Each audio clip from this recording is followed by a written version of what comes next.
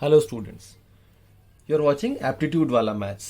तो आज हम लोग नंबर थ्योरी में ही कुछ बहुत ही इंटरेस्टिंग टॉपिक आपके सामने लेके आए हैं और वो है नंबर ऑफ फैक्टर्स। आज हम लोग फैक्टर्स के बारे में डिस्कस करने वाले हैं। ये एक बहुत इंपॉर्टेंट और बहुत इंटरेस्टिंग टॉपिक है। आप लोगों को बहुत अच्छा लगेगा, बहुत मज़ा आएगा इसको पढ़ के। ये बहुत इंटरेस्टिंग टॉपिक है। हम लोगों ने एलसीएम एचसीएफ ख़त्म किया है अभी पीछे। उससे पहले हम लोगों ने नंबर थ्योरी में ही क्लासिफिकेशन देखा है। आज हम लोग नंबर थ्योरी में ही एक नया टॉपिक डिस्कस करने जा रहे हैं जिसका नाम है फैक्टर्स। ठीक है, याद कीजिए पहला क्लासिफिकेशन का लेक्चर जिसमें हम लोगों ने बोला था कि नंबर्स दो तरह के में, जितने भी होल नंबर्स हैं उसको हम लोग दो पार्ट में बांट सकते हैं। एक होता है प्राइम नंबर और एक होता है कॉम्पोजिट नंबर। प्राइम नंबर वो होता है जिसके दो फैक्टर्स होते हैं।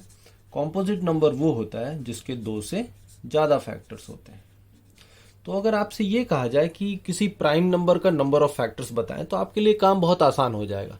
आपको हर एक प्राइम नंबर का दो ही फैक्टर होता है, तो चाहे वो कोई भी प्राइम नंबर हो उसका नंबर ऑफ फैक्टर्स दो ही होगा। लेकिन कॉम्पोजिट नंबर के फैक्टर्स निकालने को कहा जाए तो हर बार आंसर अलग अलग आएगा। किसी कॉम्पोजिट नंबर के 5 फैक्टर होंगे, किसी के 10 फैक्टर होंगे, किसी के 8 फैक्टर होंगे, किसी के कुछ भी होंगे, किसी के 100 फैक्टर भी हो सकते हैं। यानी कॉम्पोजिट नंबर का फैक्टर निकालना होगा तो हर बार आंसर अलग अलग आएगा। तो इस वीडियो में हम लोग यही देखने वाले हैं कि किसी भी कॉम्पोजिट नंबर के फैक्टर को कैसे निकालते हैं और उसको निकालने का जो फॉर्मूला है उसके पीछे का लॉजिक क्या है। देखिए, इस चैनल में हम लोग, ये चैनल दूसरे चैनल से थोड़ा अलग इस तरह से है और ये बहुत बड़ा फर्क है कि दूसरे चैनल्स पे जो मैंने देखा है, जो मेरा एक्सपीरियंस है, कि वहाँ पे शॉर्टकट बहुत बताते हैं। ये कर लो ऐसे हो जाएगा, ये कर लो ऐसे हो जाएगा, as if mathematics is magic. No, but ऐसा नहीं है। हर चीज़ के पीछे लॉजिक होता है। अगर आप वो लॉजिक नहीं समझेंगे और सिर्फ शॉर्टकट के पीछे भागेंगे तो फिर आपका कोई भी कॉम्पिटिटिव एग्जाम में क्लियर नहीं होगा। ये मेरी बात गांठ बांध के रखिए। इतने लोग वीडियोस डालते हैं, इतने लोग वीडियोस देखते भी हैं उन सारे वीडियोस को, शॉर्टकट्स वाले, लेकिन वो कोई काम नहीं आता है। आप कितने स्टूडेंट को ऐसे जानते हैं जो उन्हीं शॉर्टकट के बदौलत किसी नो कॉम्पिटिटिव एग्जाम को, ऑल इंडिया लेवल के कॉम्पिटिटिव एग्जाम को क्लियर किए हुए हैं। ऐसे बहुत कम ही स्टूडेंट मिलेंगे। जो भी कॉन्सेप्ट, जिनका भी स्टूडेंट का कॉन्सेप्ट क्लियर रहता है और तब वो प्रैक्टिस करते हैं और तब वो शॉर्टकट यूज करते हैं, तभी उनका कॉम्पिटिटिव एग्जाम में उनको क्लियर मिलता है, उनको सफलता मिलती है। तो ये बात आप गांठ बांध के रखिए कि सब शॉर्टकट के पीछे मत भागिए। मैथ्स बहुत ही इंटरेस्टिंग टॉपिक है, बहुत लॉजिकल सब्जेक्ट है।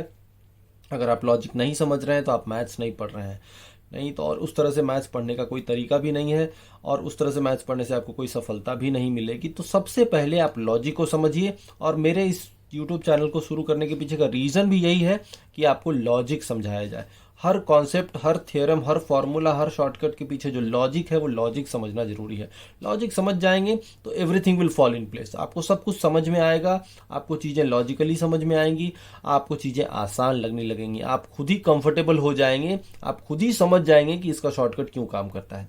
लेकिन अगर आप वो शॉर्टकट जानते हैं लेकिन आपको ये नहीं पता कि वो शॉर्टकट काम क्यों करता है, तो बहुत ज़्यादा चांस है कि आप उस शॉर्टकट को गलत जगह लगाएंगे। इसलिए बहुत ज़रूरी है कि आप चीज़ों को लॉजिकली समझें। और इस चैनल के को क्रिएट करने के पीछे जो मेरा जो मोटिव है वो यही है कि आप मैथ्स को उसी ढंग से पढ़ें जिस तरह से मैथ्स पढ़ना चाहिए, लॉजिक समझ के। तो भले ही मैं स्लो होऊंगा क्वेश्चन सॉल्व करने में, भले ही मैं एक्सप्लेन करने में थोड़ा ज़्यादा टाइम लूंगा, लेकिन it is worth spending that time.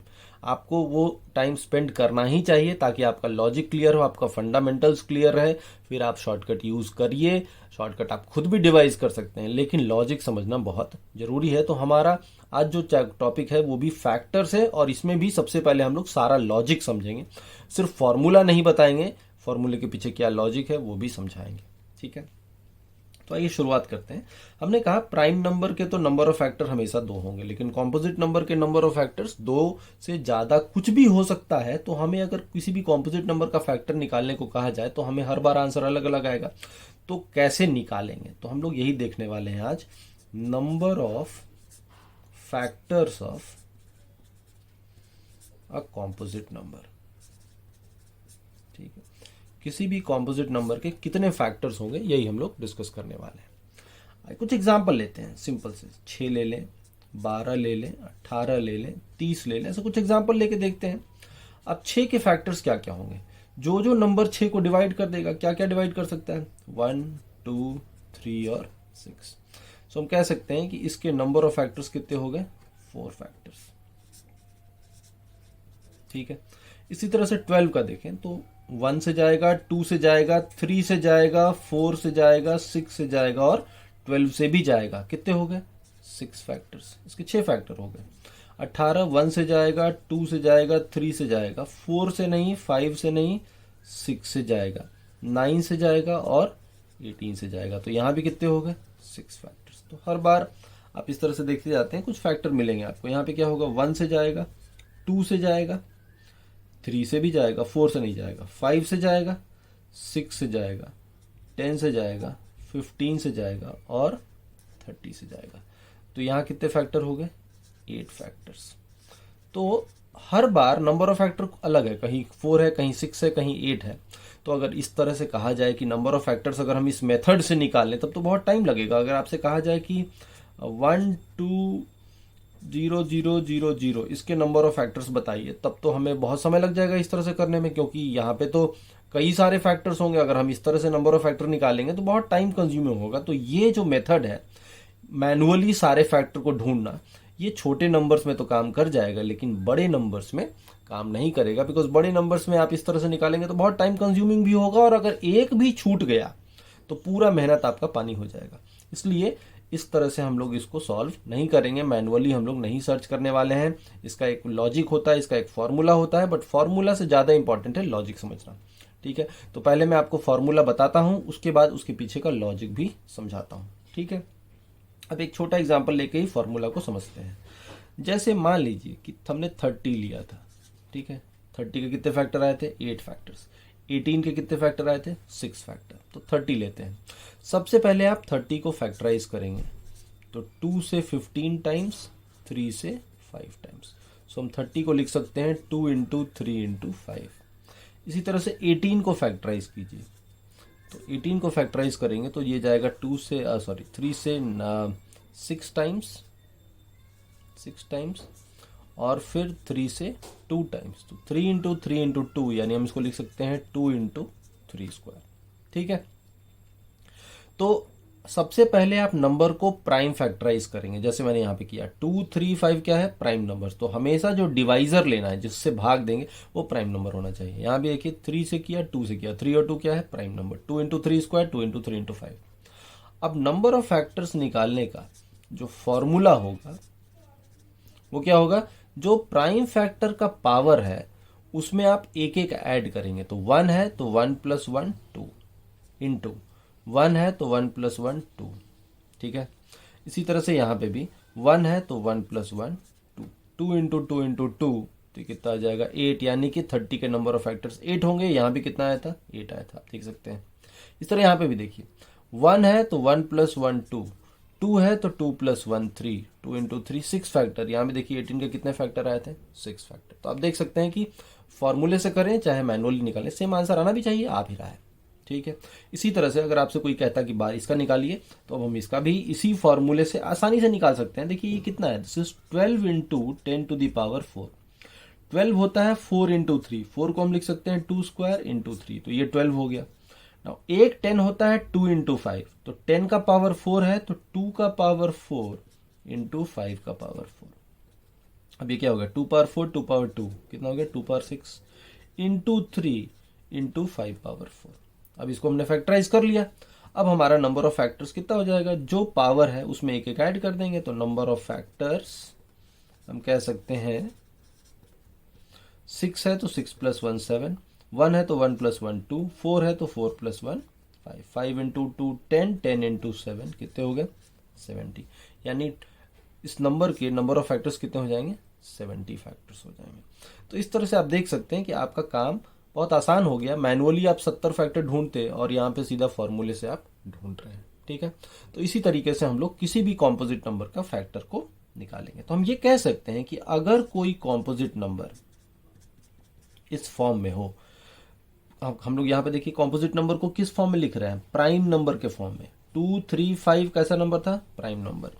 यहाँ भी 2 3 2 3 5 कैसा है? Prime number. तो हम लोग को पता है कि किसी भी कॉम्पोजिट नंबर को हम प्राइम नंबर के फॉर्म में लिख सकते हैं। ये हम लोगों ने शुरू के क्लासिफिकेशन के लेक्चर में भी बताया था कि किसी भी कॉम्पोजिट नंबर को हम प्राइम नंबर के टर्म्स में लिखते हैं। Prime number 1 to the power a into prime number 2 to the power b into prime number 3 to the power c and so on. इस तरीके से हम किसी भी कॉम्पोजिट नंबर को प्राइम नंबर के फॉर्म्स में लिख सकते हैं। p1 p2 p3 क्या है, प्राइम नंबर्स, और abc उसके पावर्स हैं। जैसे यहाँ पे है p1 2 है, p2 3 है, p3 5 है, और ABC क्या है 6 1 4। इस तरह से हम लोग फैक्टराइज करके किसी भी कॉम्पोजिट नंबर को लिख सकते हैं।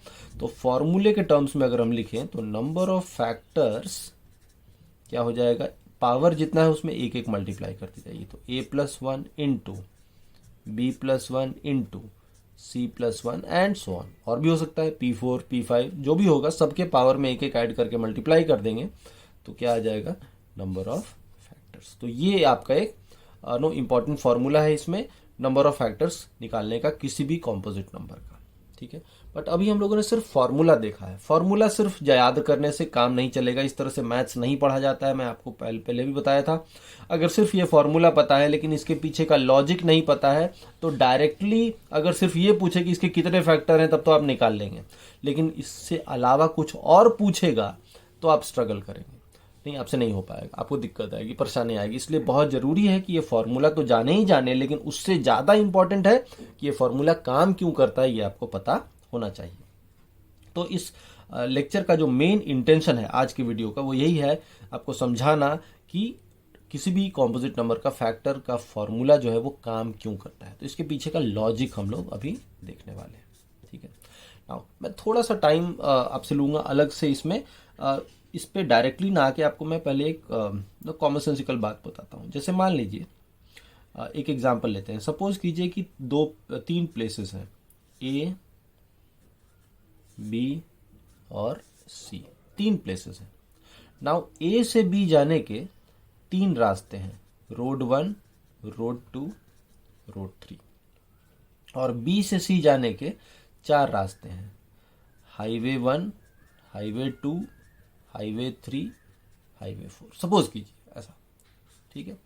अब ये बताइए कि अगर हमसे पूछा जाए कि ए टू सी जाने का रास्ता वाया बी कितने तरीके से जा सकता है, तो हम क्या कह सकते हैं, R1 H1, यहां से यहां R1 से जाए, यहां से यहां H1 से जाए, तो R1 H1, R1 H2, R1 H3, R1 H4, चार तरीके। तो चार तरीके R1 को लेके होंगे तो चार तरीके R2 को लेके भी होंगे, और चार तरीके R3 को लेके भी होंगे। तो 4 4 4 यानी 12। तो कैसे समझेंगे, ए से बी जाने का तीन तरीका। तो हम कह सकते हैं कि पहले हम ए टू बी जाएंगे एंड फिर बी टू सी जाएंगे, ठीक है। पहले ए टू बी जाएंगे और फिर बी टू सी जाएंगे, तो हम ए टू सी चले जाएंगे via B. Now A to B जाने के तीन तरीके हैं, बी टू सी जाने के चार तरीके हैं। तो ए टू बी वाया सी जाने के 3 इंटू 4 कितने तरीके होंगे, 12 वेज होंगे। 12 तरीके से हम ए टू सी जा सकते हैं वाया बी, ठीक है। समझ में आ रहा होगा, आई होप। बहुत कॉमन सेंसिकल बात है। हर R1 को लेके 4, तो R2 को लेके 4, R3 को लेके भी 4, R3 H1, R3 H2, R3 H3, R3 H4। तो 4 4 4 यानी 4 इंटू 3, और 4 इंटू 3 कैसे हो रहा है, यहाँ 3 यहाँ 4, तो 4 इंटू 3 कितने हो गए, 12 तरीके, ठीक है। बहुत सिंपल सी बात है, लेकिन ये क्यों समझा रहे हैं, क्योंकि इसी में इस फॉर्मूले के पीछे का लॉजिक छिपा हुआ है। तो आइए समझते हैं इसका लॉजिक। अब सीधे इस फॉर्मूले पे आते हैं और समझाते हैं कि कैसे ये काम कर रहा है। अब जैसे एक एग्जाम्पल लेते हैं छोटा सा। सपोज हमने एक एग्जाम्पल लिया 12 के फैक्टर्स थे 1 2 3 4 6 और 12 को हम फैक्टराइज भी करते हैं, तो कहते हैं 2 स्क्वायर इंटू 3 है, तो नंबर ऑफ फैक्टर्स हो जाएगा, जो पावर है उसमें एक ऐड कर देंगे, तो 2 + 1 3, 1 + 1 2, कितने फैक्टर्स हो गए, 6 फैक्टर्स। तो 6 फैक्टर दिख भी रहा है, 6 फैक्टर ऐसे भी दिख रहा है, तो सब सेट हो रहा है। लेकिन फॉर्मूला क्यों काम किया, इसमें एक एक क्यों, इसमें पावर में एक एक ऐड करने से, मल्टीप्लाई करने से टोटल फैक्टर आ जाता है, यही हम लोग मेन देखने वाले हैं। अब देखिए कैसे करेंगे। जैसे अगर आप सारे प्राइम फैक्टर को अलग अलग लें, 2 स्क्वायर और 3 पावर 1, यहाँ पे था 2 स्क्वायर था और 3 पावर 1 था। सो 2 स्क्वायर का फैक्टर क्या क्या होगा, 1 तो होगा ही होगा, सबका फैक्टर होता है 2 और 2 स्क्वायर। और 3 पावर 1 का फैक्टर क्या होगा, 1 और 3। तो हमने इस दोनों का फैक्टर अलग अलग लिखा, 2 स्क्वायर के 3 फैक्टर, 3 पावर 1 के 2 फैक्टर। अब 12 के फैक्टर्स क्या क्या हो सकते हैं, तो मैं कहता हूं, या ये थ्योरी आप समझिए ऐसे, ये कहता है कि आप यहाँ से एक लो, इन तीनों में से कोई एक ले लो और इन दोनों में से कोई एक ले लो। तो यहाँ से 1 और यहाँ से 1 ले लें तो 1 इंटू 1 कितना आ जाएगा 1। यहाँ से 1 यहाँ से 3 ले लें तो 1 इंटू 3 कितना आ जाएगा 3। यहाँ से 2 यहाँ से 1 ले लें तो 2 इंटू 1 कितना आ जाएगा 2। यहाँ से 2 यहाँ से 3 ले लें तो 2 इंटू 3 कितना आ जाएगा 6।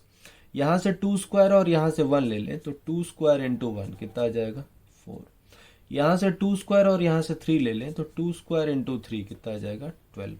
तो देखिए 1 2 3 4 6 12, यही तो सारे फैक्टर थे। 1 2 3 4 6 12, यानी 6 ही कॉम्बिनेशन पॉसिबल है। यहाँ से एक और यहाँ से एक कॉम्बिनेशन बनाए तो 6 ही कॉम्बिनेशन पॉसिबल है। और ये 6 कैसे आ रहा है, हर एक के लिए यहाँ दो combination, 1 into 1 1 into 3, 2 into 1 2 into 3, 2 square into 1 2 square into 3। तो एक के लिए दो कॉम्बिनेशन, तो 3 के लिए 2 इंटू 3। हम कह सकते हैं कि ये कैसे हो रहा है, बेसिकली यहाँ से यहाँ पे 3 है, यहाँ पे टोटल कितने हैं 2 है, तो टोटल जो कॉम्बिनेशन बन रहा है वो कितना बन रहा है 6 बन रहा है।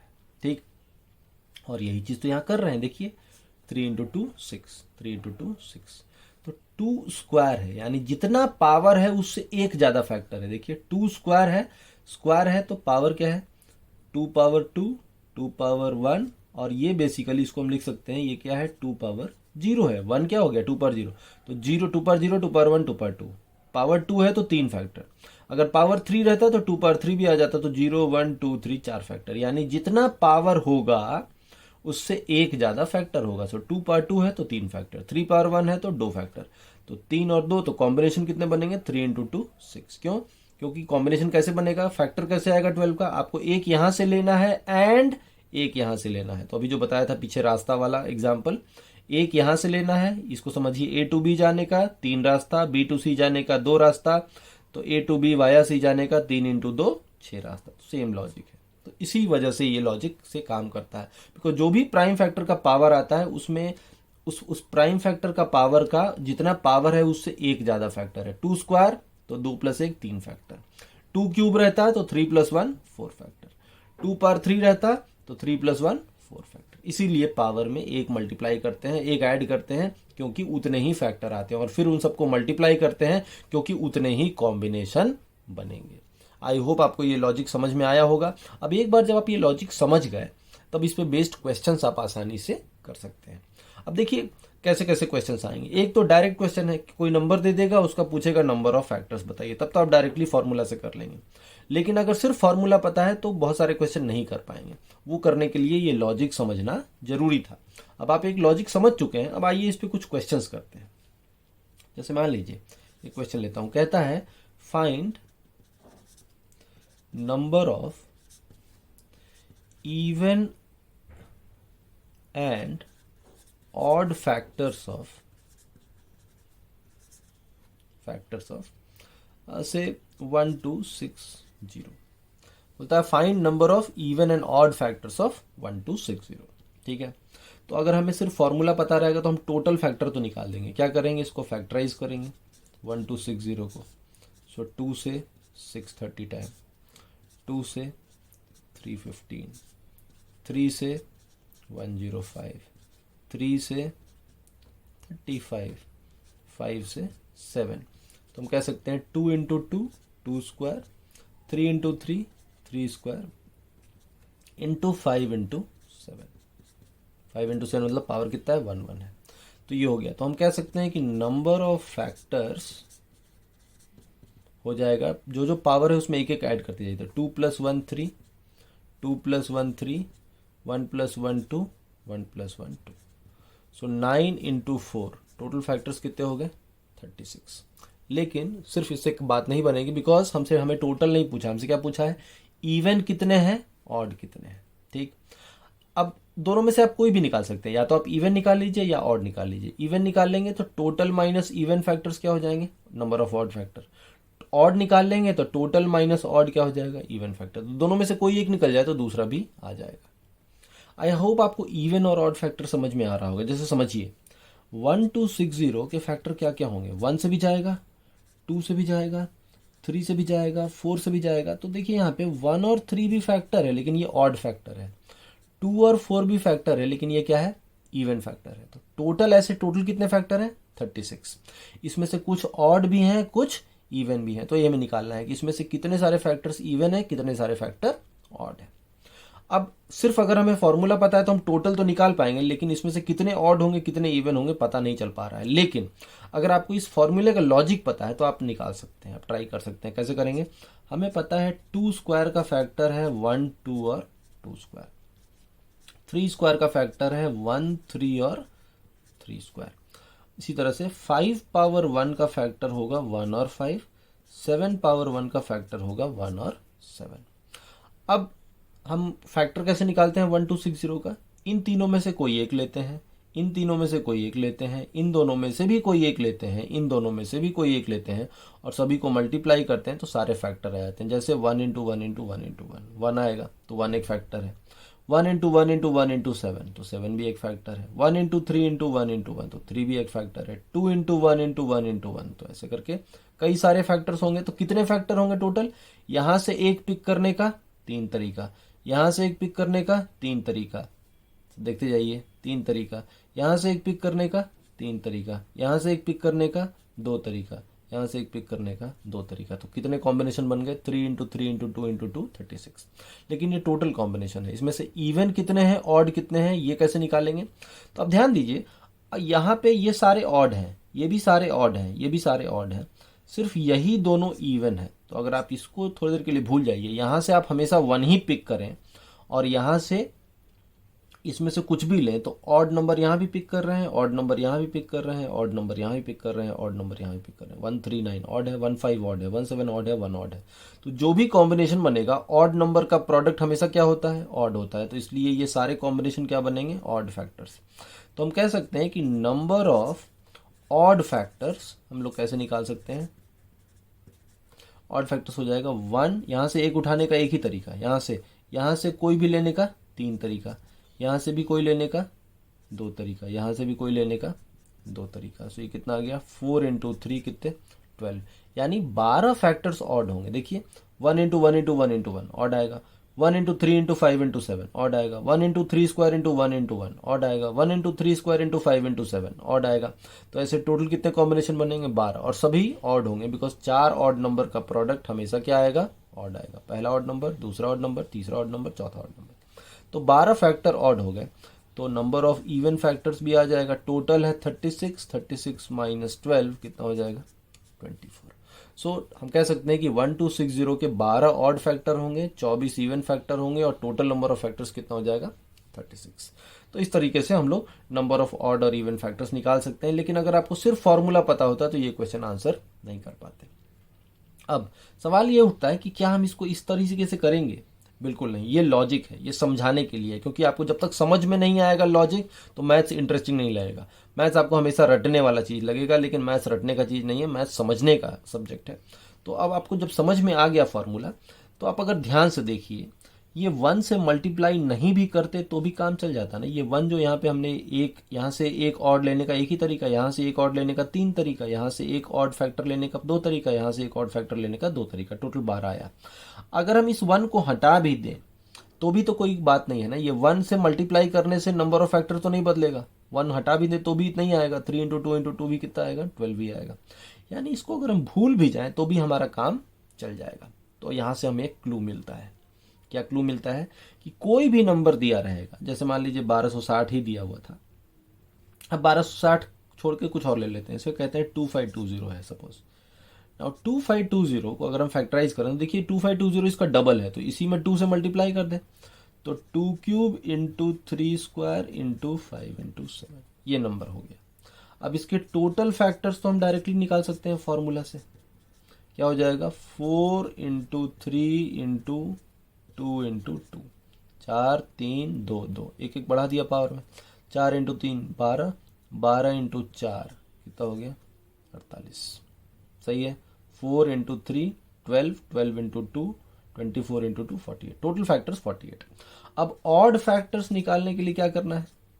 हमें इस 2 क्यूब वाले को हटा दीजिए। जैसे अगर हम ये 2 स्क्वायर को हटा देते, सिर्फ यही लेते, तो कितना आता? 3 इंटू 2 इंटू 2 12, तो हम इसको हटा देते हैं थोड़ी देर के लिए। अब यही वाला ले लेते हैं, तो इसमें कितना आ जाएगा? 3, 1 पावर तो 2, 1 पावर तो 2, तो ये कितना हो गया? 12। तो 12 ऑड फैक्टर तो इवन कैसा आएगा, 48 माइनस 12 कितना, 36। तो डायरेक्टली आपको करना है, इतना सब कुछ करने की जरूरत नहीं है, सीधा इसको फैक्टराइज कीजिए, इसमें 2 का पावर को हटा दीजिए, जो बच गया नंबर इसके फैक्टर निकाल लीजिए, वो हो जाएगा total odd factor. Total factor में से ऑड फैक्टर को हटा दीजिए तो क्या आ जाएगा, इवन फैक्टर। बहुत आसान। तो आई होप आपको समझ में आ गया होगा किसी भी कॉम्पोजिट नंबर के ऑड फैक्टर कैसे निकालेंगे और इवन फैक्टर्स कैसे निकालेंगे। ठीक है, नहीं समझ में आया होगा, वीडियो को दोबारा से देखिए, बिल्कुल क्लियर हो जाएगा। मैंने बहुत डिटेल में आपको समझाया है। वीडियो लेक्चर देखने का फ़ायदा यही है, वीडियो बनाने का फ़ायदा यही है कि वंस मोर क्लास में लोग करते हैं, आप वंस मोर कितनी बार भी कर सकते हैं। थोड़ा सा बैक जाइए, फिर से देखिए वीडियो, आपको अच्छे से समझ में आ जाएगा। आगे बढ़ते हैं, कुछ और इसी कॉन्सेप्ट पे बेस्ड क्वेश्चन अभी देखेंगे हम लोग। ठीक है, ओके। जैसे एक क्वेश्चन और लिखता हूं। जैसे कहता है सपोज कि find number of factors of 36,000 which are, पहला है परफेक्ट स्क्वायर्स और दूसरा है परफेक्ट क्यूब्स। ठीक है, find number of factors of 36,000 which are perfect squares which are perfect cubes। अब देखिए यहाँ पे सबसे पहला, जब भी नंबर ऑफ फैक्टर्स निकालना हो तो आप फैक्टराइज तो करेंगे ही करेंगे। अब हर बार आपको नो बेसिक मेथड से फैक्टराइज नहीं करना है। ये 36 अलग ले लीजिए, 1000 अलग लीजिए, 36 इंटू 1000। तो 36 है 4 इंटू 9, 4 का मतलब 2 स्क्वायर, 9 का मतलब 3 स्क्वायर। एक 10 होता है 2 इंटू 5, तो 10 का क्यूब है तो 2 क्यूब इंटू 5 क्यूब। अब 2 पावर 3 2 पावर 2 कितना हो गया, 2 पावर 5 इंटू 3 स्क्वायर इंटू 5 का क्यूब। तो यही हमारा नंबर है 36,000। ठीक है, अब हमसे पूछा है कि इसके कितने फैक्टर ऐसे होंगे जो परफेक्ट स्क्वायर्स होंगे और कितने फैक्टर्स ऐसे होंगे जो परफेक्ट क्यूब होंगे। क्या कहने का मतलब है, जैसे इसका एक फैक्टर 1 होगा, ये 4 से भी जाएगा, ये 9 से भी जाएगा, ये 8 से भी जाएगा, ऐसे करके। अब देखिए यहाँ पे 1 तो परफेक्ट स्क्वायर भी है, 1 का स्क्वायर 1 होता है, 1 परफेक्ट क्यूब भी है, 2 परफेक्ट स्क्वायर है, 2 का स्क्वायर, 3 परफेक्ट स्क्वायर है, 3 का स्क्वायर, 8 परफेक्ट क्यूब है, 2 का क्यूब। तो 1 और 8 परफेक्ट क्यूब भी है, परफेक्ट स्क्वायर भी है। 4 और 9 क्या है, परफेक्ट स्क्वायर है। तो अगर हम सिर्फ इन्हीं 4 फैक्टर्स की बात करें, हाई सकते और भी होंगे फैक्टर्स, लेकिन अगर हम सिर्फ इन्हीं 4 फैक्टर की बात करें तो हम कह सकते हैं कि इनमें से 1 2 3 है परफेक्ट स्क्वायर और 1 और 2 ये क्या है, परफेक्ट क्यूब। तो ये तो इसमें जितने भी फैक्टर हैं, हम तो सिर्फ 4 ही फैक्टर निकाले हैं, इसके जितने भी फैक्टर्स हैं उसमें से कितने सारे फैक्टर क्या हैं, परफेक्ट स्क्वायर्स हैं, कितने सारे फैक्टर्स परफेक्ट क्यूब हैं, हमें यही निकालना है। ठीक है, क्वेश्चन समझ में आ रहा है। अब आइए इसका सोल्यूशन देखते हैं। बेसिक पे आइए, बिना बेसिक के समझ में नहीं आएगा। बेसिक क्या था, हम सारे जो प्राइम फैक्टर के पावर थे इसके फैक्टर लिखते हैं। तो क्या क्या फैक्टर होगा इसका, 1 2 2 square, 2 cube, 2 power 4 and 2 power 5। इसी तरह से 3 स्क्वायर का फैक्टर क्या होगा, 1 3 एंड 3 स्क्वायर। 5 पावर 3 का फैक्टर क्या होगा, 1 5 5 स्क्वायर एंड 5 पावर 3। इस तरीके से। ओके, अब इनमें से हमें परफेक्ट स्क्वायर फैक्टर निकालना है। तो हम क्या करेंगे, हम बोलेंगे कि यहां से भी अगर हम परफेक्ट स्क्वायर लें, जैसे यहाँ पे परफेक्ट स्क्वायर कौन है, 1 है, 2 स्क्वायर है, 2 पावर 4 है, तो 2 स्क्वायर 2 का स्क्वायर है, 2 पावर 4 2 स्क्वायर का स्क्वायर है। इसी तरह से यहाँ परफेक्ट स्क्वायर कौन कौन सा है, 1 और 3 स्क्वायर। यहाँ परफेक्ट स्क्वायर कौन कौन सा है, 1 और 5 स्क्वायर। तो अगर हम यहाँ से इन्हीं 3 में से कोई लें, यहाँ से इन्हीं 2 में से कोई लें और यहाँ से इन्हीं 2 में से कोई लें, तो उनका प्रोडक्ट भी क्या होगा, परफेक्ट स्क्वायर। परफेक्ट स्क्वायर का प्रोडक्ट भी क्या होता है, परफेक्ट स्क्वायर होता है। कैसे, जैसे अगर 4 एक परफेक्ट स्क्वायर है, 9 एक परफेक्ट स्क्वायर है, 3 का स्क्वायर 2 का स्क्वायर, तो इनका प्रोडक्ट 36 भी क्या है, 6 का स्क्वायर।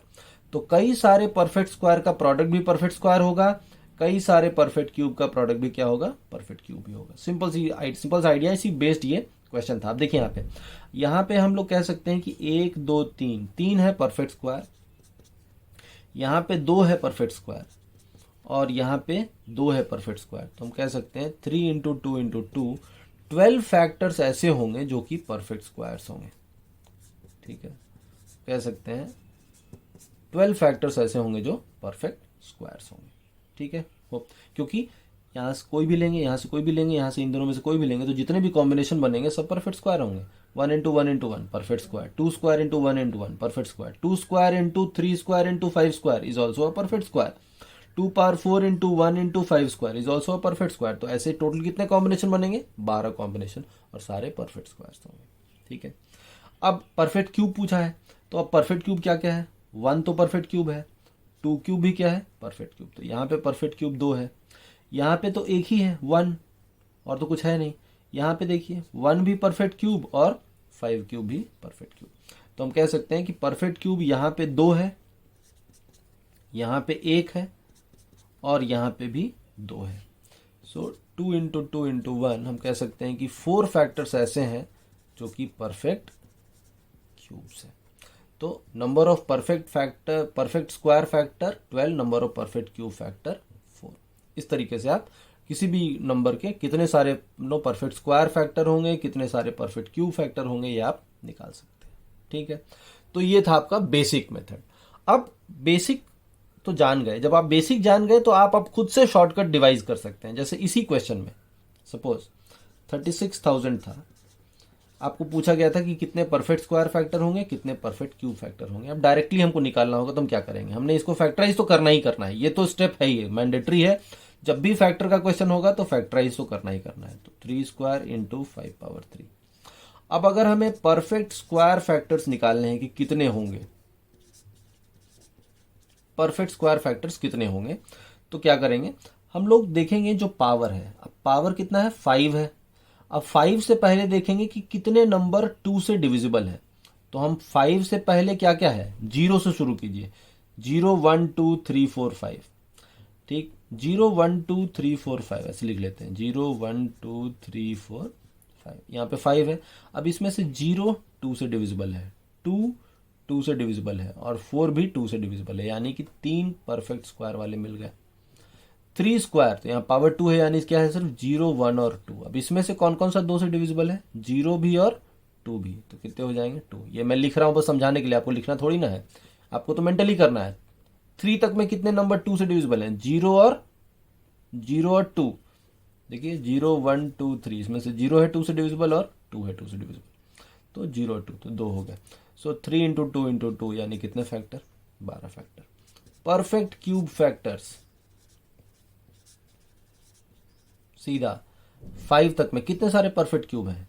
0 है, 1 और 2 तो 3 से डिविजिबल नहीं है, और 3 है, ये दोनों नंबर 3 से डिविजिबल है। यहाँ पे 0 है और कुछ नहीं है, यहाँ पे 0 है और 3 है, तो यहाँ 2 मिला, यहाँ 1 मिला, यहाँ 2 मिला। सो 2 इंटू 1 इंटू 2 यानी कितने हो गए? 4, यानी 12 परफेक्ट स्क्वायर और 4 परफेक्ट क्यूब फैक्टर्स। तो आपको इतना सब कुछ लिखना नहीं है, ये तो मैंने बेसिक समझाया कि जब तक आप लॉजिक नहीं समझेंगे तब तक शॉर्टकट यूज करने का फायदा नहीं है, बिकॉज वो मैथ्स नहीं हुआ, फिर कुछ और हो गया। मैथ्स का मतलब लॉजिक, तो लॉजिक समझाना है। लॉजिक ये है, बेसिक जो अंदर की बात है ये है। एक बार जब आप समझ गए अंदर की बात, तो आप डायरेक्टली भी कर सकते हैं, क्योंकि आपको समझ में आ गया कि 2 power 0, 2 power 1, 2 power 3, 2 power 4, 2 power 5 में से परफेक्ट स्क्वायर चुनना है। तो 2 पावर 0 होगा, 2 पावर 2 होगा, 2 पावर 4 होगा, 2 पावर 0 होगा, 2 पावर 2 होगा, 2 पावर 0 3 पावर 0, 3 पावर 2, और यहाँ पे 5 पावर 0, 5 पावर 2 होगा। तो इस तरह से 3 into 2 into 2 12 factors. I hope आपको समझ में आ रहा होगा। अब जैसे कुछ भी एग्जांपल लीजिए, से अगर हम कहें 2 5 2 0 0, बोलेगा इसके कितने सारे परफेक्ट क्यूब और परफेक्ट स्क्वायर फैक्टर हैं। तो अब हमें बस इसको फैक्टराइज करना है। अभी हम लोग 126 को देखे थे, या इसको फैक्टराइज करिए। 10, इसको तो हटा दीजिए, इसको कीजिए 252 को। 252 2 से जाएगा 126 टाइम, 2 से जाएगा 63 टाइम, 3 से जाएगा 21 टाइम, 3 से जाएगा 7 टाइम। तो 2 स्क्वायर इंटू 3 स्क्वायर इंटू 7, तो हम कह सकते हैं 2 स्क्वायर इंटू 3 स्क्वायर इंटू 7 हो गया। और 100 का मतलब कितना? 2 स्क्वायर इंटू 5 स्क्वायर। तो ये टोटल आ गया 2 power 4 into 3 square into 5 square into 7। ठीक है, अब हमें परफेक्ट स्क्वायर फैक्टर निकालना है, कितने सारे होंगे। तो देखिए 4 तक गया, तो 4 तक में काउंट कीजिए कितने सारे नंबर्स 2 से डिविजिबल है, तो 0 डिविजिबल है, 2 डिविजिबल है और 4 डिविजिबल है, तो यहाँ पे 3 मिला। 2 तक में 0 और 2 है तो 2 मिला। 2 तक में 0 और 2 है तो 2 मिला। और 7 का पावर 1 है तो 0 और 1 में सिर्फ 0 डिविजिबल है तो 1 मिला। सो यहाँ पे कितने हो गए? 12 परफेक्ट स्क्वायर फैक्टर्स हो गए। इसी तरह से अगर हम परफेक्ट क्यूब निकालें तो 2 पावर 4 तक में देखिए 0 3 से डिविजिबल है और 3 3 से डिविजिबल है, तो यहाँ 2 मिला। 3 स्क्वायर तक में एक ही मिलेगा 0, 5 स्क्वायर में भी एक ही मिलेगा और 7 पावर 1 में भी एक ही मिलेगा। तो यानी कि हम कह सकते हैं कि टोटल परफेक्ट क्यूब फैक्टर हमारे कितने आएंगे? इसमें 2 आएंगे। यानी परफेक्ट स्क्वायर फैक्टर 12 है, परफेक्ट क्यूब फैक्टर 2 है। तो बहुत आसानी से आप ऐसे क्वेश्चंस को सॉल्व कर सकते हैं, बशर्ते कि आपको लॉजिक पता हो। लॉजिक पता है तो आप शॉर्टकट भी निकाल सकते हैं, जैसे हम लोगों ने यहाँ पे देखा। आई होप आपको समझ में आया होगा। तो अगले वीडियो में हम लोग इसी चैप्टर से नंबर ऑफ फैक्टर्स का जो कॉन्सेप्ट है इस पे बेस्ड कुछ और क्वेश्चंस लेंगे, और उसके बाद फैक्टर्स में अभी और भी बातें बाकी हैं, और भी कॉन्सेप्ट बाकी है, तो इस पे कई वीडियोस हम लोग बनाएंगे। जैसे हम लोगों ने एलसीएम पे 5-6 वीडियोस बनाए थे, क्लासिफिकेशन पे 4 वीडियोस बनाए थे, तो फैक्टर्स पे भी हम लोग कम से कम 5-6 फैक्टर तो वीडियो तो बनेगा ही बनेगा, तभी जाके फैक्टर का पूरा कॉन्सेप्ट आप समझ पाएंगे। तो इस चैनल के माध्यम से हम लोग सिर्फ शॉर्टकट नहीं बताते हैं, बल्कि शॉर्टकट क्यों काम करता है ये लॉजिक भी बताते हैं, क्योंकि मैथ्स इसी तरह से हमने पढ़ी है, इसी तरह से पढ़ा जाता है, इसी तरह से पढ़ने से आपको कॉम्पिटिटिव एग्जाम में सफलता मिलेगी। इसीलिए आपको ऐसे ही पढ़ना चाहिए।